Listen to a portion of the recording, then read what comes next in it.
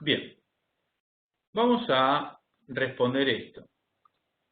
¿Por qué decimos que los aminoácidos presentan capacidad buffer? Bueno, y esto tiene que ver con los buffers, ¿sí? Los buffers tienen la capacidad de amortiguar los cambios de pH. Amortiguar los cambios de pH, ¿qué quiere decir? Imagínense que yo tengo un vaso de agua, ¿sí? Que tiene un aminoácido en un determinado pH, ¿sí? Un aminoácido que está en un determinado pH, el adecuado, digamos. Ahora vamos a entender por qué digo esto. Le agrego un ácido, le agrego protones, y el pH no cambia. Tendría que cambiar, pero no cambia. Le agrego una base, y el pH no cambia tampoco. Eso significa que está siendo amortiguado. Los cambios de pH están siendo amortiguados. No se está permitiendo que el pH varíe. ¿Sí? ¿Por qué? Porque tenemos una solución de un aminoácido. ¿Está bien? A un determinado pH, que es el pH adecuado. ¿Sí? Y ahora lo vamos a ver con formulitas. Sí, sí, sí. Aunque no le gusten, pero es lo que hay. ¿Por qué? Porque es necesario que entiendan la química, digamos, o la base matemática y química atrás de esto. Para empezar, imagínense que yo tengo un aminoácido en un pH muy ácido. Un pH muy ácido, por ejemplo, 1, donde tengo mucha cantidad de protones. Eso hace que los grupos ionizables, que en este caso es el grupo ácido carboxílico y el grupo ionizable amino, sí estén con un protón. Agarren un protón del medio y se queden con ese protón. Fíjense que tanto el grupo ácido carboxílico como el grupo amino están protonados. ¿Sí? Tienen un protón. ¿Lo ven ahí? Uno y acá hay otro protón. Fíjense que cuando el grupo amino agarra un protón, que está NH3, tiene carga positiva. Y el grupo ácido carboxílico, cuando agarra un protón, no tiene carga. ¿Sí? Es neutro. Pero ¿qué pasa? Imagínense que acá yo empiezo a subir el pH. ¿Sí? Empiezo a subir el pH porque, por ejemplo, le empiezo a agregar oxidrilos a esta solución de este aminoácido. Le empiezo a agregar oxidrilos, el pH empieza a subir. Llega un momento que el grupo ácido carboxílico va a perder un protón. ¿Sí? ¿Por qué? Porque llega un momento que agregué tantos oxidrilos que alguno de esos oxidrilos le roba el protón, ponele, ¿no? Estoy diciendo algo que no, pero bueno, ponele que sí. El grupo oxidrilo que yo puse le robó el protón al grupo ácido carboxílico, entonces quedamos esto. Como que pasó, ¿sí? El grupo ácido carboxílico liberó su protón y él se quedó con carga negativa, ¿sí? Si liberó un protón, ¿alguien me quiere decir cómo está actuando este ácido carboxílico? ¿Vale? Si liberaba un protón, ¿cómo le podemos decir a este compuesto que está acá? El compuesto que tiene la capacidad de liberar un protón. Muy bien. Está actuando como un ácido. Un ácido. Un ácido que a determinado pH libera un protón. ¿Sí? Entonces, esto que está acá, ¿qué sería? Esto que está acá, ¿qué sería? La base conjugada. Recuerden que cuando un ácido pierde su protón, lo que se forma es la base conjugada. Este aminoácido ahora están funcionando como un ácido. ¿Sí? Cuando llegamos a determinado pH, el grupo ácido carboxílico pierde un protón y el resto de la molécula, el resto de ese aminoácido, me queda como una base conjugada. ¿Sí? Es el producto de cuando el ácido perdió el protón.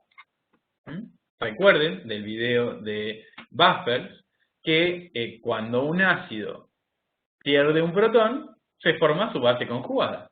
Y es lo que pasó acá. Este aminoácido funciona como un ácido, pierde el protón y se forma la base conjugada. Mi pregunta es, acá tengo un ácido débil, un compuesto que está funcionando como un ácido débil, este aminoácido está funcionando como un ácido débil, y acá tengo su base conjugada. ¿Qué tengo acá? A ver si vieron el video. ¿Qué tengo acá? ¿Qué se formó? Y acá me largo a llorar porque nadie lo saca. ¿Qué se formó? Tengo un ácido débil, ahí alguna persona lo está sacando. Tengo un ácido débil y tengo su base conjugada. ¿Qué se formó? Un sistema buffer. Recuerden que los buffers están formados por un ácido débil y su base conjugada. ¿Sí? Y es lo que tengo acá. Yo tengo la misma solución mezclado un poquito del ácido débil y un poquito de su base conjugada. ¿Sí? Un poquito del ácido débil y un poquito de su base conjugada. Y eso es muy importante. Es muy importante porque ahora este aminoácido formó una solución buffer. Yo lo tenía primero a pH ácido, le empecé a agregar oxidrilos para subir el pH, le empecé a agregar oxidrilos y uno de esos oxidrilos se robó el protón, se lo robó, chao protón, y formó la base conjugada. Entonces yo tengo el ácido débil mezclado con su base conjugada. ¿Sí? Ahora, tengo una solución buffer. Esto es una reacción que puede alcanzar el equilibrio. El equilibrio químico es cuando la reacción directa, la velocidad de la reacción directa, iguala a la velocidad de la reacción inversa. El ácido se convierte en la base conjugada a la misma velocidad que las bases conjugadas se convierten en el ácido. ¿Sí? El ácido se convierte en la base conjugada a la misma velocidad que la base se convierte en el ácido. Es como la reacción directa se iguala en velocidad a la reacción inversa.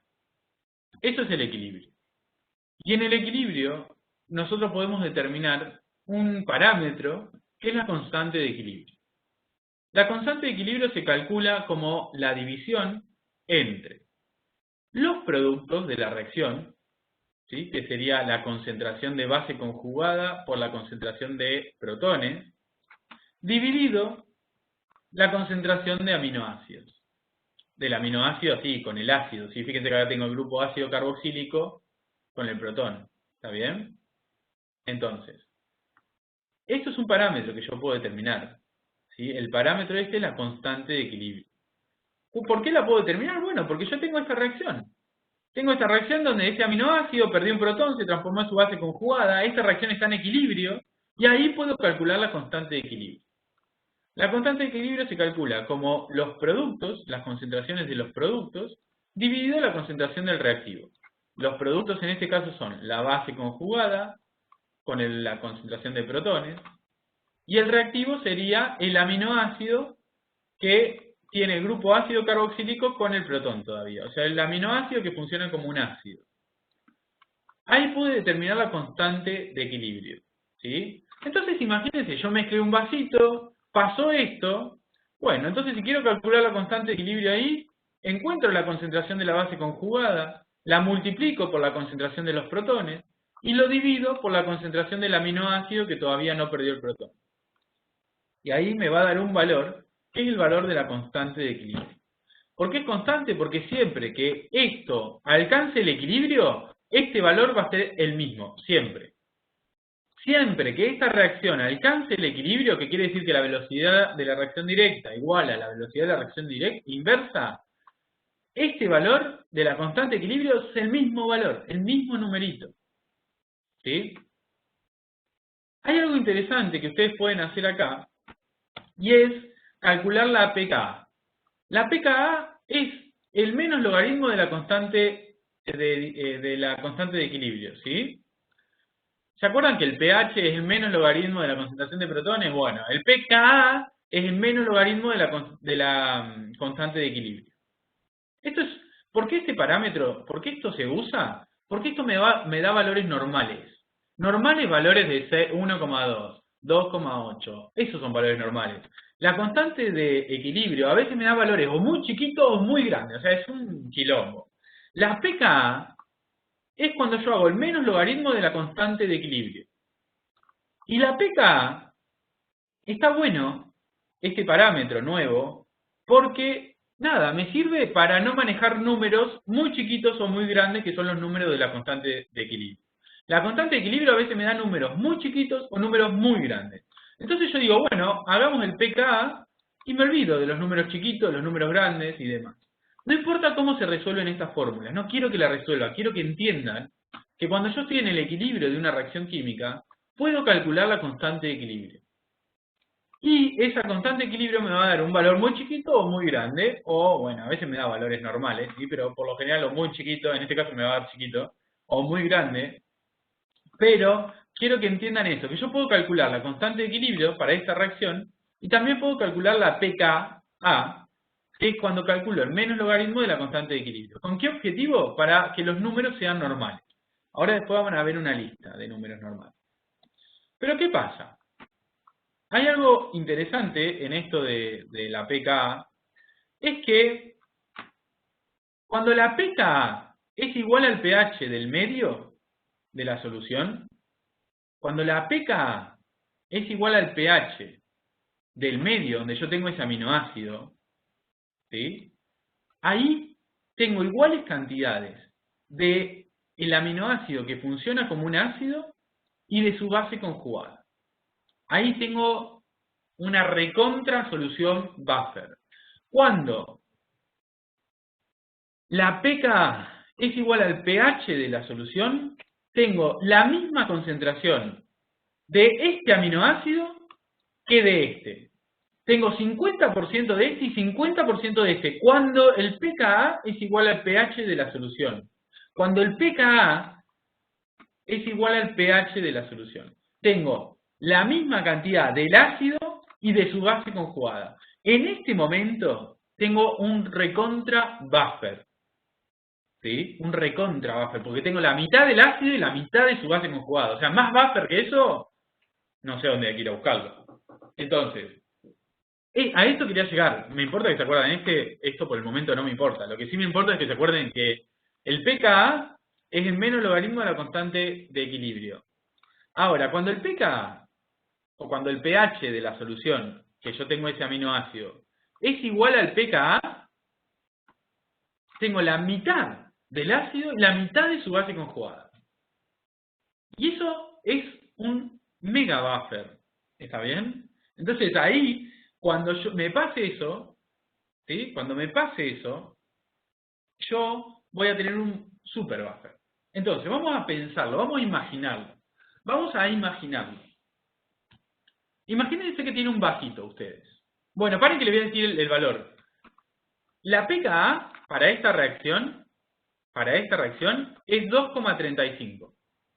2,35. El pKa, ¿sí? 2,35. Entonces miren esto que les voy a contar. Yo sé esto, ustedes lo saben porque les voy a dar una tablita ahora, no es que lo tienen que calcular, no nada, tiene una tabla, o sea, no es muy, ¿sí? No es nada de otro mundo. Tienen una tablita. Imagínense que tienen un vaso con agua. A ese vaso le ponen este aminoácido. Este aminoácido, ¿está bien? Tienen un vaso, le ponen ese aminoácido dentro del vaso, de agua. Lo mezclan, genial, formó una solución. Ahora, ¿qué hago? Llevo el pH de esa solución a este valor, 2,35. ¿Sí? Entonces mezclé un vaso de agua, le puse este aminoácido y ahora llevé el pH de esa solución, no importa cómo lo llevé, pero llevé el pH de esa solución a 2,35. ¿Qué pasa ahí? Si yo tuviera la capacidad de mirar adentro de ese vaso, voy a ver que en ese momento que yo estoy en 2,35, tengo el 50% del ácido y el 50% de su base conjugada. El 50% de este aminoácido que todavía tiene el protón y el 50% de este aminoácido que perdió el protón. En ese momento tengo una recontra solución buffer en ese vaso de agua. ¿Sí? Voy a poner pausa, voy a consultar sus dudas, así no se hace muy largo. Bien, seguimos grabando. ¿Qué es lo que pasa ahora que les va a volar la cabeza? Y lo que va a pasar ahora es que esta hermosa base conjugada, puede volver a funcionar como un ácido y perder un protón. Fíjense, el grupo amino tiene un protón todavía. Eso quiere decir que lo puede perder y transformarse en una base conjugada. ¿Sí? Lo mismo que pasó antes con el grupo ácido carboxílico, ahora pasa con el protón del grupo amino. Lo mismo que pasó antes con el protón del ácido carboxílico, ahora va a pasar lo mismo con el protón del grupo amino. El grupo amino está protonado y puede perder ese protón y por lo tanto transformarse en una base conjugada. ¿Sí? Porque perdió el protón. Y nuevamente yo podría calcular en el equilibrio la constante de equilibrio y el pKa. Y cuando el pKa es igual al pH de la solución, o cuando el pH de la solución es igual al pKa, para este aminoácido ahora que tiene este protón, ¿sí? Voy a tener el 50% de este aminoácido que ahora está funcionando como un ácido y el 50% de este aminoácido que ahora es una base conjugada. O sea que otra vez, cuando el pH de la solución sea igual al pKa, voy a tener una solución buffer. 50% del aminoácido que funciona como un ácido, 50% del aminoácido que funciona como una base conjugada. Y en este caso, ese pKa o pH en el que tengo 50 de este y 50 de este, es 9,69. Entonces, sí, ya sé, pero bueno, acostúmbrense a la información. Basta de quejarse. Escúchenme esto. Esto es fácil. Pongo miren esto, que es una pavada. Pongo este aminoácido en el agua, en un pH 1. Bueno, empiezo a subir el pH. Cuando llego a 2,35, que es el primer valor de pK, cuando llego a 2,35, voy a tener 50 de este y 50% de este. Bueno, genial. Sigo subiendo el pH. Cuando llego a 9,69, voy a tener la mitad de este, que funciona como un ácido, y la mitad de este, que es una base conjugada. ¿Sí? Eso es lo que tienen que saber. Y acá está la hermosa tabla que van a tener, y el caso de que yo les dije recién es la alanina. ¿Sí? Y esta tabla les dice que, le dice los diferentes valores de pK. ¿Ven? ¿Ven acá? Miren. No, paso. Miren esto. Dejen de hablar un segundo y miren lo que estoy diciendo. El pK les va a indicar cuando ustedes tienen la mitad de un ácido y la mitad de su base conjugada. Este pK, el primero que está acá, es del grupo ácido carboxílico. Ustedes van a saber que en el pH 2,35 el grupo ácido carboxílico pierde su protón. Y en el pH 2,35, que es el valor de pK, voy a tener la mitad de este aminoácido con el grupo carboxílico que tiene el protón y la mitad que perdió el protón. Eso quiere decir que voy a tener la mitad del ácido y la mitad de la base conjugada. Eso quiere decir que voy a tener una solución buffer. Voy a repetir de vuelta esto. Esta tablita le dice los valores de pK. ¿Sí? Escúchenme. Quiero cerrar el chat y no puedo. Acá. Esta tablita le dice los valores de pK. Para la alanina, por ejemplo, el pK del ácido carboxílico es 2,35. Eso quiere decir que si yo pongo este aminoácido en un vaso de agua y llevo el pH de ese vaso de agua a 2,35, en ese momento voy a encontrar 50% de esta molécula así como está y 50% de la molécula que perdió el protón. 50% de este ácido y 50% de su base conjugada. Voy a tener en este pH 2,35 un recontra buffer. ¿Sí? Eso quiere decir. Ahora, miren. El pK del grupo amino es 9,69. ¿Eso qué quiere decir? que pongo este aminoácido hermoso en un vaso de agua, lo llevo a pH 9,69, ¿sí? Y en ese momento voy a tener la mitad de las moléculas de ese aminoácido que van a tener el grupo amino con el protón. Y la mitad de las moléculas de ese aminoácido van a tener al grupo amino sin el protón. Eso quiere decir que la mitad va a funcionar como un ácido y la otra mitad va a funcionar como una base conjugada, cuando el ácido pierde el protón. Tengo mitad y mitad, 50 y 50. Otra vez tengo una solución buffer.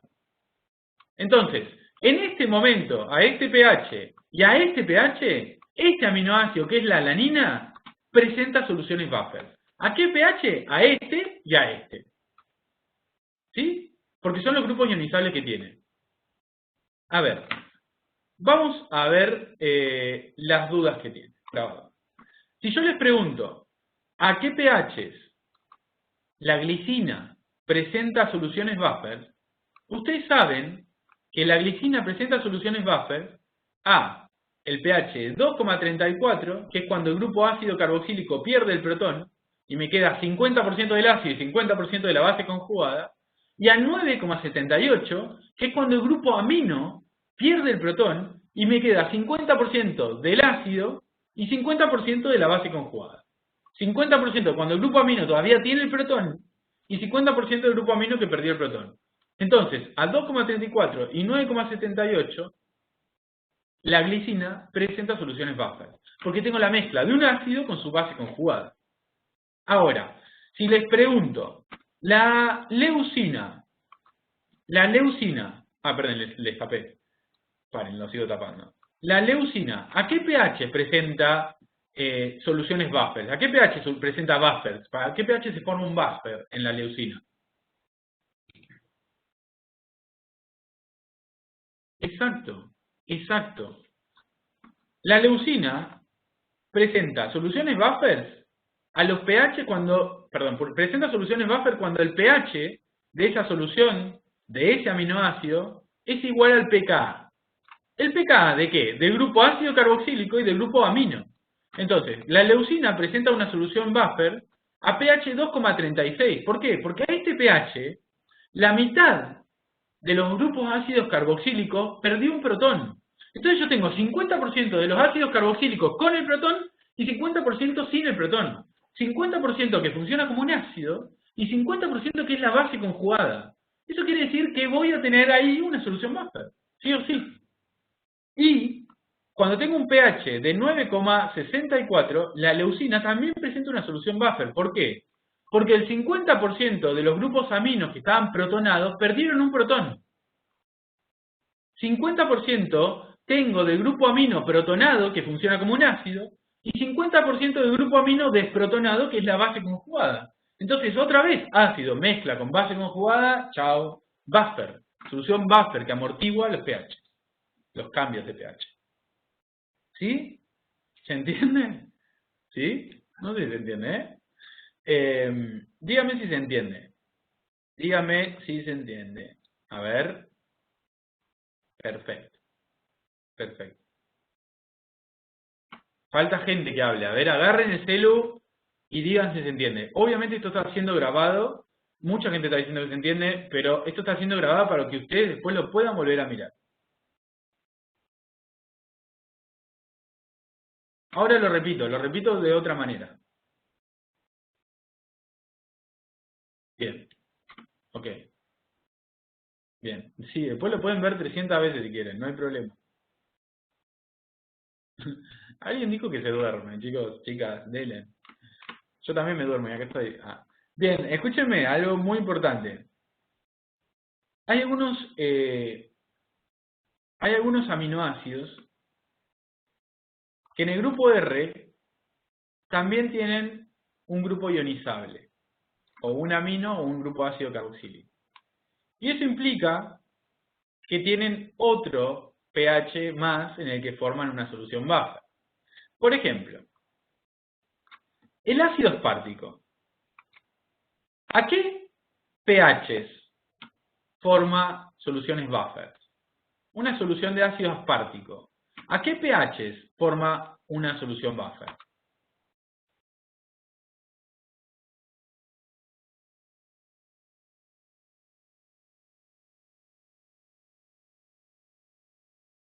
Bien. Se les complicó. Bien, les cuento.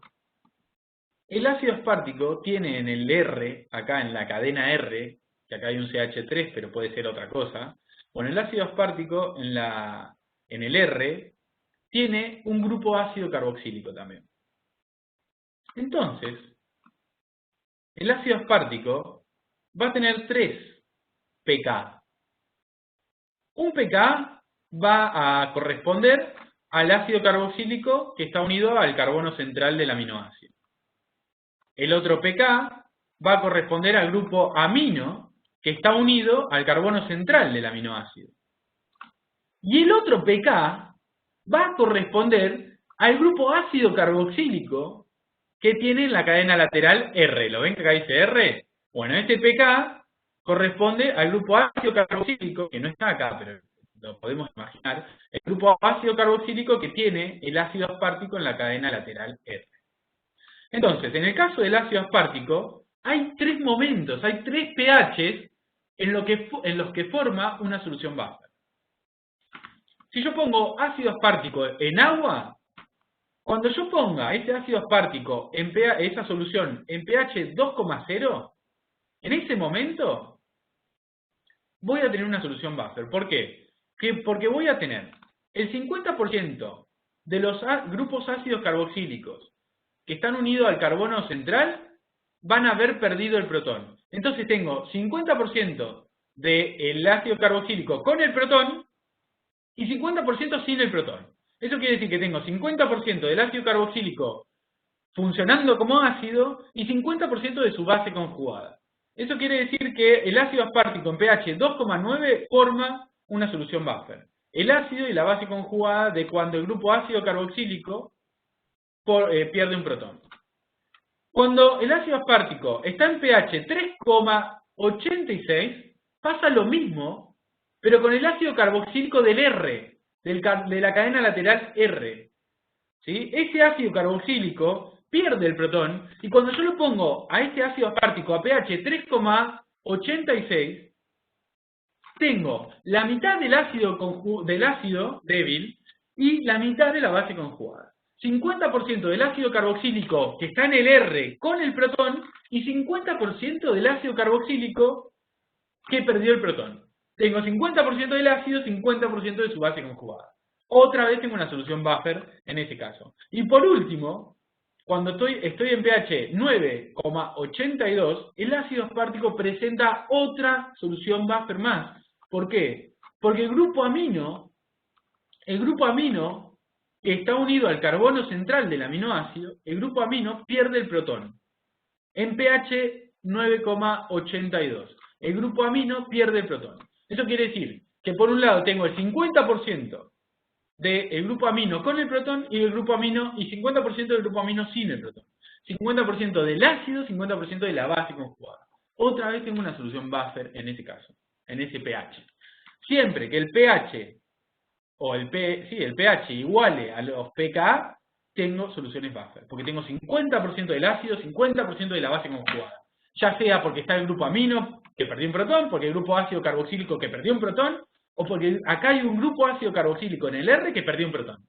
Sea cual sea el grupo funcional que se ionice, yo, cuando el pH iguala a los valores de pK, tengo soluciones buffer.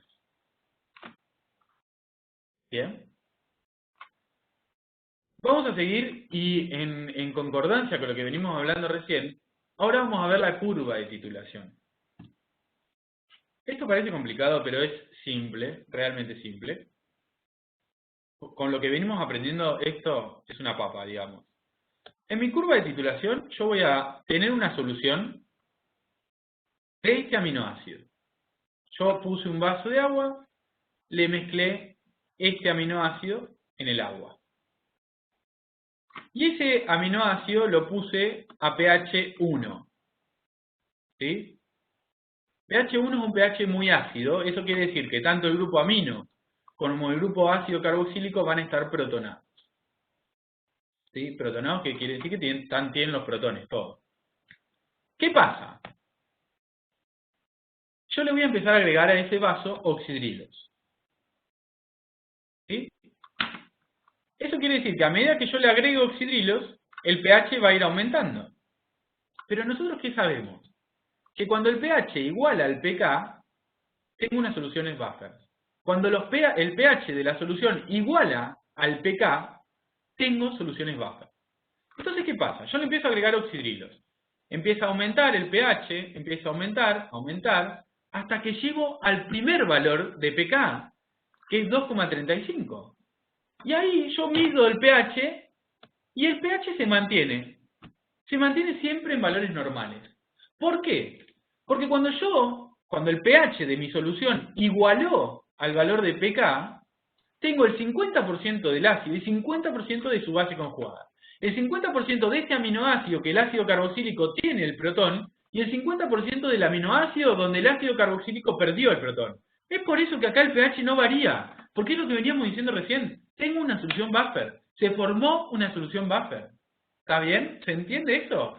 Ahora, ¿qué pasa? Llega un momento que como yo le sigo agregando oxidrilos, ya no me quedó nada de esto, ¿sí? Llega un momento que como yo le sigo agregando oxidrilos y le sigo agregando oxidrilos, todo lo que me quedó es de la base conjugada, ¿sí? Sigo agregando oxidrilos que le roban los protones, ¿entienden lo que digo? Sigo agregando, le roban, llega un momento que del ácido no voy a tener más nada, y me va a quedar todo de la base conjugada. ¿Y qué pasa? Si yo sigo agregando oxidrilos, cuando tengo la base conjugada sola, el pH va a seguir aumentando. Porque ya no tengo más una solución buffer, tengo solamente la base conjugada. Ahora, llega un momento que voy a alcanzar el pH del segundo pK. ¿Sí? Y cuando el pH iguala al pK de 9,69, ¿qué se forma? Otra solución buffer. ¿Por qué? Porque en ese caso el grupo amino pierde el protón y se transforma en su base conjugada. El grupo amino, cuando el pH alcanza el valor de pK, el grupo amino pierde el protón y se transforma en su base conjugada. Este ácido se transforma en su base conjugada. Y eso hace que otra vez tenga una solución buffer. Una solución que amortigua los cambios de pH. No importa si yo le sigo agregando oxidrilos. El pH no cambia porque se formó una solución buffer donde tengo el 50% del ácido con el grupo amino que tiene el protón agarradito y el 50% de que el grupo amino perdió el protón, o sea, el 50% de su base conjugada. Entonces otra vez se formó una solución buffer. ¿Hasta qué? Hasta que yo le sigo agregando oxidrilos y los oxidrilos se van robando todos los hidrógenos, todos los protones que tiene de más el grupo amino y todo este ácido se transforma en la base conjugada. Porque le agregué tantos oxidrilos que todos los oxidrilos se robaron el protón del grupo amino. Todo. Entonces del ácido no me quedó nada. Y todo lo que tengo es de la base conjugada. Cuando solamente tengo la base conjugada, el pH sigue aumentando si yo le agrego oxidrilos. Porque recuerden, cuando yo le agrego oxidrilos, aumenta el pH. ¿Sí? Pero ¿qué pasa? Hay veces que no va a aumentar. ¿Por qué? Porque se formaron soluciones buffer en la titulación. ¿Sí? Voy a pausar la grabación para que no... ¿Yo qué tengo acá? Acá tengo un vaso, que le puse este aminoácido que está acá, y le voy agregando oxidrilos. Y a medida que le agrego oxidrilos, le mido el pH. Y yo me doy cuenta que pasa esto. El pH empieza a aumentar, después se mantiene quietito. Aumenta, se mantiene quietito. Aumenta de vuelta, voy a decir, ¿qué onda? ¿Qué está pasando? Y está pasando esto, la formación de soluciones buffers. ¿Sí? La formación de soluciones buffers. A 2,35, cuando el pH iguala al pK, se forma la primera solución buffer. Y cuando el pH vuelve a igualar el segundo pK, que sería el pK correspondiente al grupo amino, se forma otra solución buffer. Entonces imagínenselo, tengo un vasito con este aminoácido a pH 1 y le empiezo a agregar oxidrilos y a medida que le agrego oxidrilos mido el pH. Y el pH hace esto, aumenta, quietito, aumenta, y vos decís, dale. Lo que estamos haciendo acá es darle una explicación a algo que se observa en la vida, ¿sí? Que lo podemos observar haciendo este experimento. El primer pKa, muy bien lo que preguntó Sabri, que dice que si siempre se pierden los hidrógenos del ácido carboxílico. Y sí, el primer pKa que yo voy a tener va a ser el del ácido carboxílico, porque es el que más fácil pierde el protón. Entonces, al pH más bajito, cuando yo tengo algunos poquitos oxidrilos, ya el ácido carboxílico pierde su protón. Y es el primer pKa, ¿sí? Es la primera reacción de disociación. Sucede con el ácido carboxílico, muy bien, con el protón del ácido carboxílico. Y la segunda sucede a un pH mucho más alto, que es 9,69, y es la del grupo amino. ¿Sí? Como que el protón el grupo amino lo tiene como más agarrado y no lo quiere soltar. Y lo suelta cuando ya hay un pH mucho más grande, que tengo mucha más cantidad de oxidrilo. Lo siguiente que les voy a explicar es eso que me preguntaron recién, de qué pasa cuando tenemos un grupo R, que ¿qué tiene? Fíjense el R acá, ¿qué pasó? Tengo un ácido carboxílico. En este caso, fíjense que este es el ácido glutámico. El ácido glutámico tiene 3 pK. Un pK perteneciente al ácido carboxílico, que está unido al carbono central. Otro pK correspondiente al grupo amino, que está unido al carbono central. Y otro pK correspondiente a la cadena lateral R, porque ahí tengo otro ácido carboxílico. Entonces, este aminoácido va a tener 3 momentos en los que va a formar soluciones buffer, porque estos grupos ionizados van a perder los protones y va a haber un equilibrio entre el ácido y la base conjugada. ¿Sí? Entre el ácido y la base conjugada. Eso es lo que tenemos, 3 equilibrios entre los ácidos y las bases conjugadas. ¿Sí? No, el hidrógeno está acá. Bien, entonces, en este caso, ¿cuántas voy a tener? ¿Cuántos momentos de buffers voy a tener si hago la titulación? Bien. Si me dicen a qué pH, ya lloro acá en el video. ¿A qué pH voy a tener esos momentos buffers, digamos, esas soluciones amortiguadoras? Muy bien, lo voy a tener en los valores de pK. 2,19, 4,45 y 9,67. Y está perfecto lo que dicen. Cuando la solución tiene un pH de 2,19, voy a perder este protón y se va a formar una solución buffer entre el ácido y su base conjugada. Cuando el pH esté a 4,25, voy a perder el protón del ácido carboxílico que está en la cadena lateral R, y otra vez voy a tener un equilibrio entre el ácido y la base conjugada, por lo tanto otra solución buffer. Y cuando el pH llega a 9,67, voy a perder el protón del grupo amino, ¿sí? Entonces ahí voy a tener otra solución buffer, ¿sí? Porque voy a tener un equilibrio entre el ácido y la base conjugada. Tengo 3 montañitas. Como se fijan también, la teoría es mucho mejor que la realidad, porque esta es una curva real, y si se fijan acá tengo menos buffer, que no sé, pero bueno, acá está igual. No es una curva derecha para arriba, ¿sí? Si se fijan y lo miran con cariño, tenemos acá un aplaneamiento, no sé cómo se dice, pero sí tenemos 3 momentos de soluciones buffer, ¿sí? De amortiguaciones de pH. ¿Esto está claro, chicas, chicos? Bien, nosotros hoy analizamos todo el aminoácido, porque lo teníamos sueltito al aminoácido. Lo teníamos suelto al aminoácido. Pero ¿qué pasa? Cuando forman parte de la proteína, el grupo ácido carboxílico y el grupo amino están ocupados, formando el enlace peptídico. Entonces, cuando los aminoácidos forman parte de la proteína, estos dos grupos ya no están así, están formando parte del enlace peptídico, no están libres. O sea que ya no van a funcionar, no van a ser soluciones buffer, porque pierden sus protones. Porque ahora estos ya no están más, estos grupos. En cambio, cuando tenemos estos otros aminoácidos, que tienen una cadena lateral, que también tiene un grupo ácido carboxílico, por ejemplo, en este caso, los grupos que están ocupados en el enlace peptídico sería este ácido carboxílico y este ácido carboxílico. Pero este grupo ácido carboxílico no está ocupado en el enlace peptídico. Entonces, este grupo ácido carboxílico es el que permite que las proteínas tengan capacidad buffer. ¿Por qué? Porque yo uno un montón de aminoácidos entre sí con el enlace peptídico, ocupando estos grupos funcionales. El grupo ácido carboxílico y el grupo amino que están unidos al carbono central. Pero estos grupos funcionales de la cadena lateral R no quedan ocupados, quedan libres. Entonces estos sí pueden perder el protón y tener capacidad buffer porque tenemos ese equilibrio entre el ácido y su base conjugada. Siempre, en el caso de las proteínas, los grupos funcionales que están en la cadena R son los que hacen que las proteínas tengan capacidad buffer. ¿Sí? ¿Por qué? Porque los otros dos no están. Están formando parte del enlace peptídico que une los diferentes aminoácidos.